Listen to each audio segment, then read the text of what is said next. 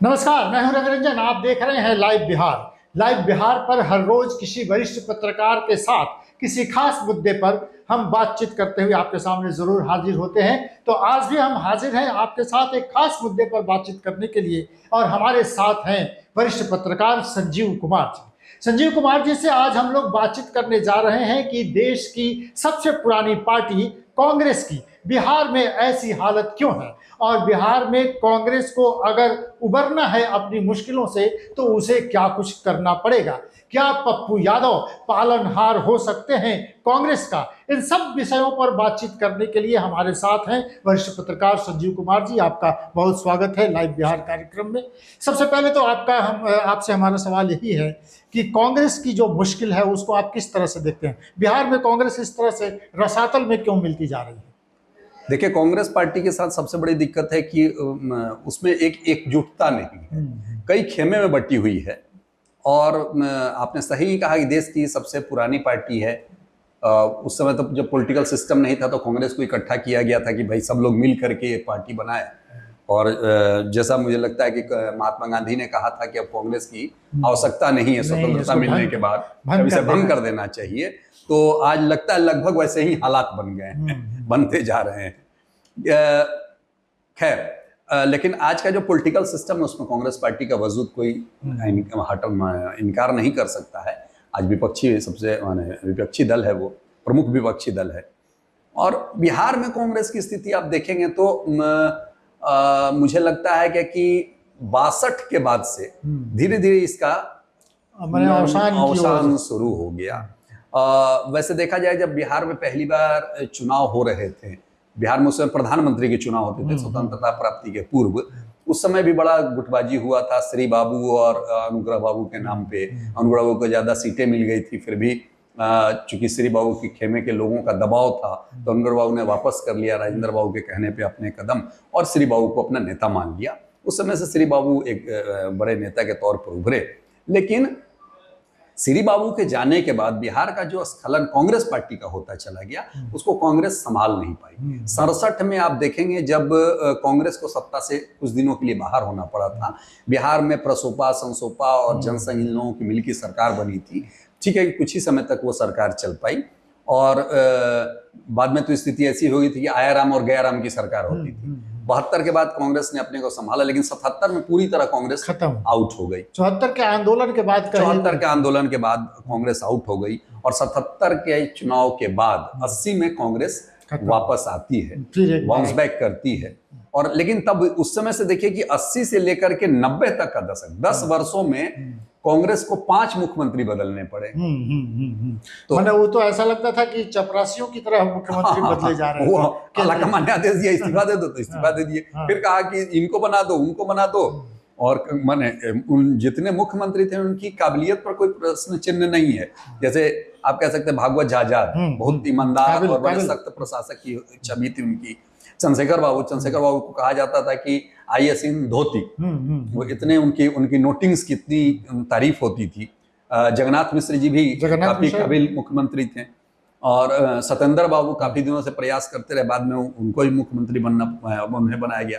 बिंदेश्वरी दुबे प्रमुख मजदूर संघ नेता के रूप में जाने जाते थे। लेकिन उसके बाद 90 के समय जो कांग्रेस बाहर हुई, या फिर कहे कि मंडल कमीशन के उभार के बाद जो कांग्रेस बाहर हुई, तो फिर कांग्रेस अपने को संभाल नहीं पाई। बिहार में क्या कहें, पूरे देश में कांग्रेस का जो वोट बैंक था वो उस समय तो वो हरिजन था, बाद में वो दलित हुए, और मुस्लिम भी, दलित भी, और ब्राह्मण माने अगड़ी जाति में भी। अगड़ी जाति, दलित और मुस्लिम, ये गठजोड़ उनका हुआ करता था। लेकिन क्या है कि मुस्लिम का सारा वोट जब रथ यात्रा के बाद वो लालू जी के पास शिफ्ट करा गया।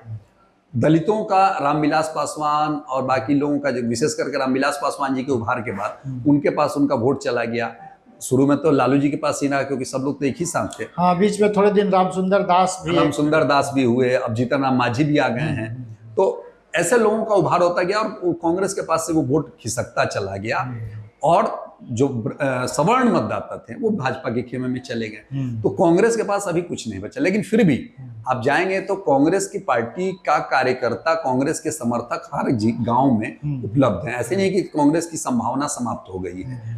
कांग्रेस के समर्थक, और कांग्रेस का टिकट दे दीजिए लोकसभा का, तो 50,000 से 1 लाख वोट तक किसी को भी सामान्य तौर पर आ जाता है, चाहे उनकी जाति कोई भी हो। जैसे बसपा के बारे में कहा जाता है कि अगर उनको वोट, अगर खास करके बिहार के पश्चिमी हिस्से में वोट दे दिए, सासाराम वगैरह में, तो कोई भी कैंडिडेट हो उनको उसको अच्छा वोटिंग, कुछ 20-25 हजार वोट आ जाएगा। रामगढ़ में तो विधायक भी जीत गए थे, दूसरे नंबर पर दूसरे पे थे।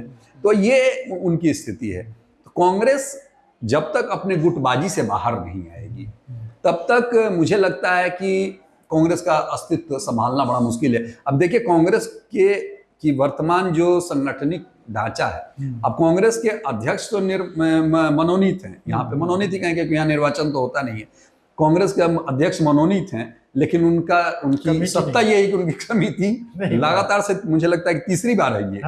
अखिलेश सिंह का तीसरा ऐसा कार्यकाल है जिसके अध्यक्ष हैं लेकिन उनकी समिति नहीं। तो जब बिना समिति के अध्यक्ष क्या कर पाएगा। 2013 से 17 तक अशोक चौधरी जो अभी जदयू में वो अध्यक्ष बने थे, और 17 में जब वो हटे तो कुछ दिन के लिए कार्यकारी अध्यक्ष एक बनाए गए थे, कौकब कादरी। उसके बाद मदन मोहन झा बने, फिर ये अखिलेश बने। 17 के बाद अब ये 7 वर्षों में कोई कमेटी नहीं बनी। तो इस पार्टी से क्या उम्मीद करने, मतलब या तो हमें लगता है कि जो केंद्रीय कांग्रेस कमेटी है उसने तय कर लिया है कि बिहार के कांग्रेस को मतलब रसातल में ही भेज देना है। कि जब तक इसके बड़े बड़े नेता थे यहाँ पे, अभी भी कई नेता हैं जो कांग्रेस से जुड़े रहे हैं। तो एक और खास बात है, रामजतन सिन्हा शर्मा भी कहते, रामजतन, उसके बाद फिर अनिल शर्मा, और उसके बाद प्रभारी के तौर पर आए कांग्रेस में भक्तचरण दास। ये कुछ ऐसे लीडर आए जो कांग्रेस में जान फूंकने की कोशिश की। रामजतन सिन्हा ने भी की, और इन्होंने, अनिल शर्मा ने भी की, गांव-गांव घूमे और झंडा लेकर वो चलते रहे। भक्तचरण दास ने भी बिहार को समझने की कोशिश की, और कोशिश की कि कांग्रेस मजबूत हो जाए, लेकिन भीतरी कलह के कारण ही ये सब बर्बाद। बिल्कुल मुझे लगता है कि कांग्रेस जब तक ये गठबंधन की राजनीति से, मैंने एक लंबे प्लान के साथ जब तक नहीं आएगी तब तक कांग्रेस का अस्तित्व बचाना बड़ा मुश्किल हो जाए। क्योंकि अब देखिए, मैं आपको अगर डाटे की बात करूं तो ये मेरे पास 1951 से लेकर 2020 के विधानसभा चुनाव का है। 1951 में 42.16% मत मिले थे, 57 में 42.50, और उसके बाद लेकिन ग्राफ घटता गया, और ये तो 30 दिख रहा है इसमें। 1969 में 30.46 थे, 67 में 33.09, और फिर 77 में 26.58। यानी 77 में सत्ता से बाहर होने के बावजूद भी लगभग 27% हम कह लें कि उनको वोट मिल रहे थे। और वही, लेकिन जब आप देखेंगे 2005 के चुनाव में तो 5%, और अभी 2020 के चुनाव में भले ही 3 जीत गए, 19 सीट नहीं, 2020 के चुनाव में 19 सीटें जीती है कांग्रेस, लेकिन वोट है प्रतिशत 6.09 है टोटल वोट पोल का। 15 में भी वही स्थिति थी, 6.66। तो उनका वोट कभी भी 2.5 अंक में नहीं जा रहा टोटल वोट पोल का।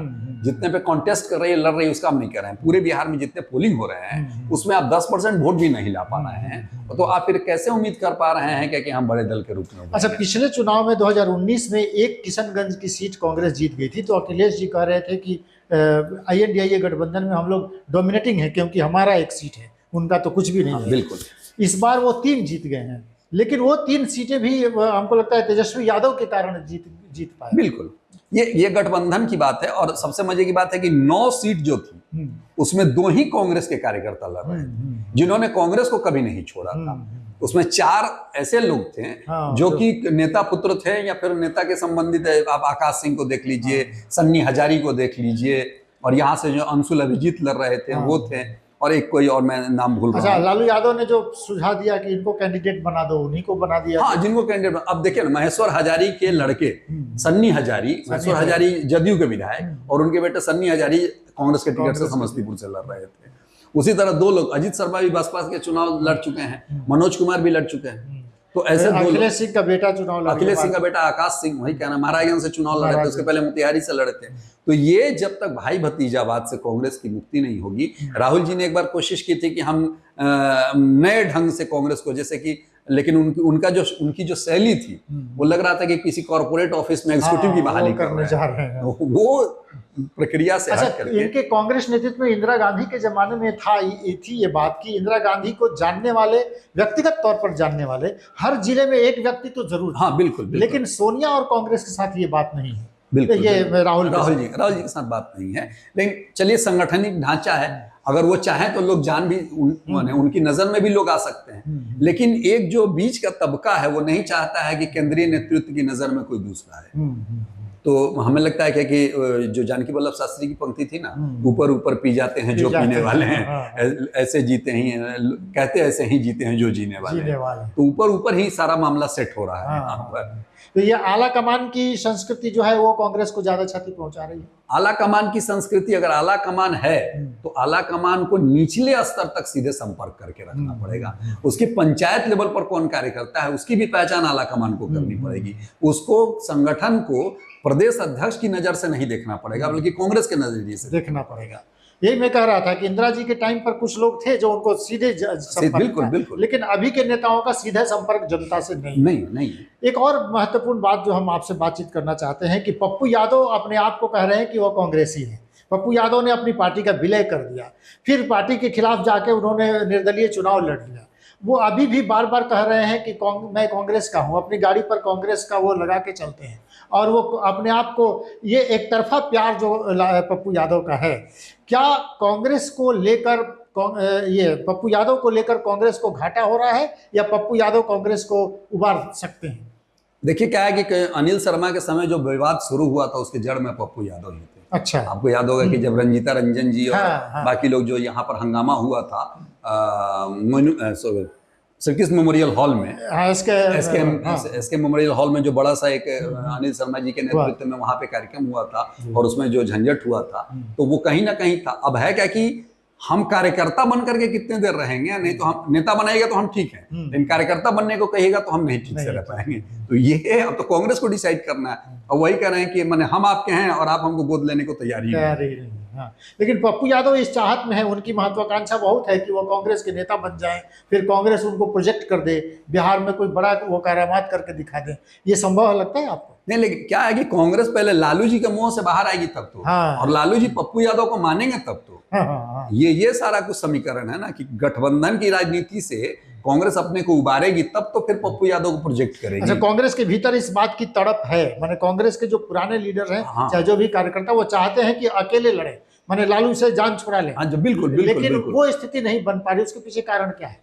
देखिए, कांग्रेस केंद्रीय स्तर पर देख रही है कि हमको एक बड़ा विकल्प बन करके उभरना है, मैंने बीजेपी को रोकना है, भाजपा को रोकना, उसके सामने विकल्प है। कांग्रेस के पास जब तक ये विजन नहीं आएगा कि हमको सत्ता में आना है, हम आज नहीं 10 साल बाद आएंगे।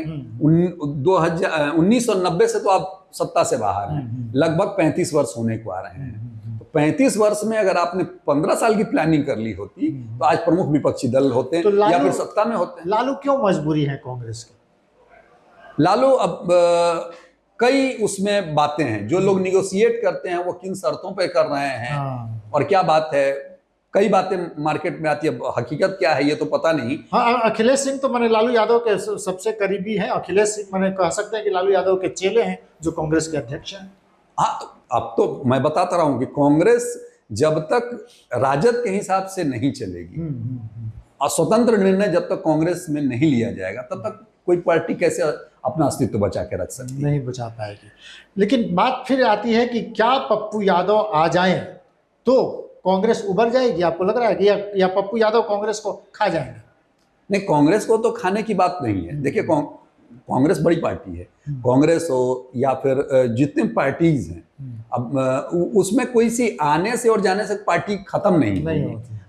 जहां तक उबारने की बात है तो पहली शर्त यह है कि कांग्रेस राजद के व्यामोह से कब तक बाहर होती है। और गठबंधन की राजनीति छोड़ करके उसकी अपनी शर्तों पर वो कब गठबंधन करती है। एक दो बार उसको झटका लगा है, काफी लगा, जब वो स्वतंत्र ढंग से लड़ी। मुझे लगता है कि 2010 का शायद चुनाव था।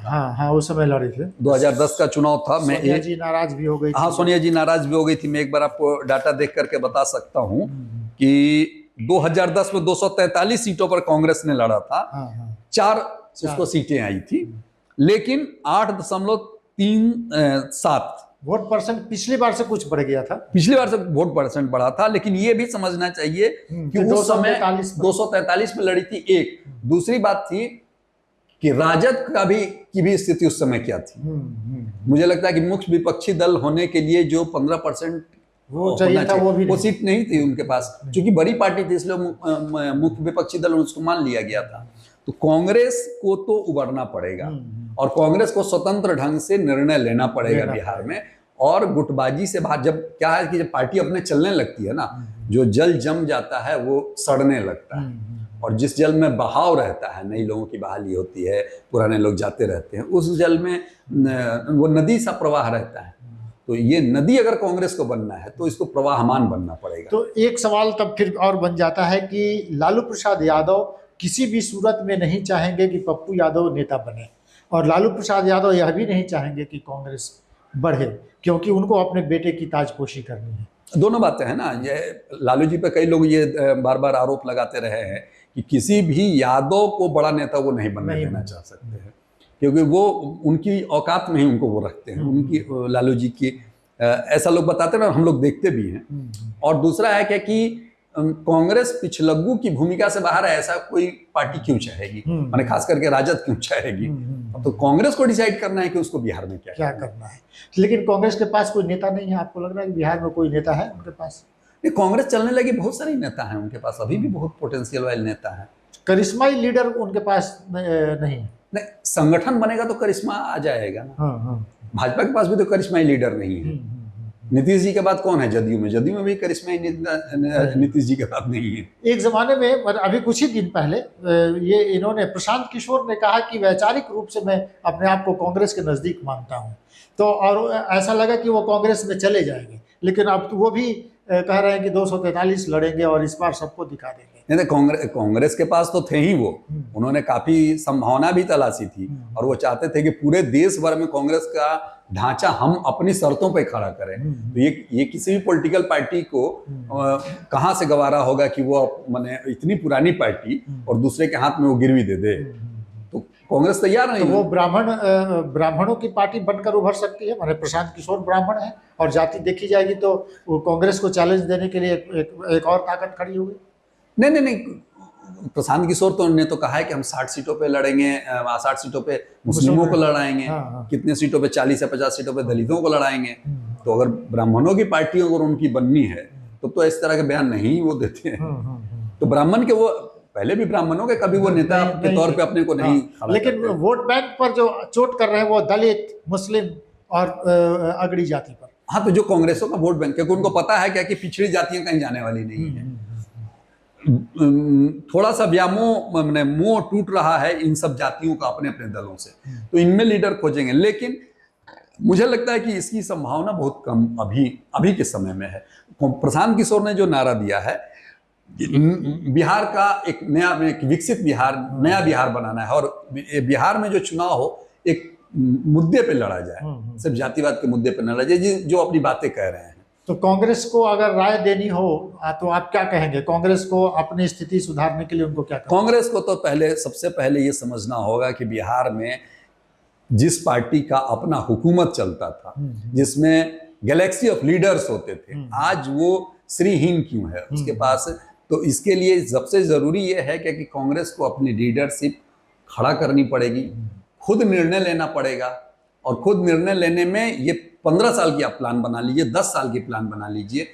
आज के समय में जो आप प्लान बना करके चलते हैं कि भाजपा को रोकना है, और तो रोकने की पार्टी नहीं होती। कोई भी, किसी भी पॉलिटिकल पार्टी के लिए जरूरी होता है कि उसका विजन सामने आए, अपना विजन लेकर के सामने आए। अब ये थोड़ी होता है कि हम आपको रोकने के लिए, आपको रोकेंगे इसलिए हमको आप वोट दीजिए। हम क्या करेंगे इसके लिए आप हमको वोट दीजिए। तो चलिए, हमारी बातचीत हो रही थी संजीव कुमार जी से। संजीव कुमार जी ने कांग्रेस के बारे में बहुत महत्वपूर्ण जानकारी हमें दी है और उन्होंने ये कहा है कि कांग्रेस को अपने विजन के साथ बिहार में आगे बढ़ना होगा, तभी कांग्रेस अपनी मुश्किलों से उबर पाएगी। पिछले 7 सालों से कांग्रेस की कार्यकारिणी का गठन तक नहीं हो पाया है। ये कैसी राष्ट्रीय पार्टी है जो अब तक एक अध्यक्ष और उसकी कार्यकारिणी भी ठीक तरह से नहीं बना पाती? ये सवाल हैं ऐसे जिस पर आपको भी सोचना होगा। और हमारी ये बातचीत आपको कैसी लगी, अपने कमेंट बॉक्स में कमेंट लिखकर हमें जरूर बताइए। इस तरह की और बातचीत देखने के लिए हर रोज जुड़े रहिए लाइव बिहार के साथ, देखते रहिए लाइव बिहार। नमस्कार।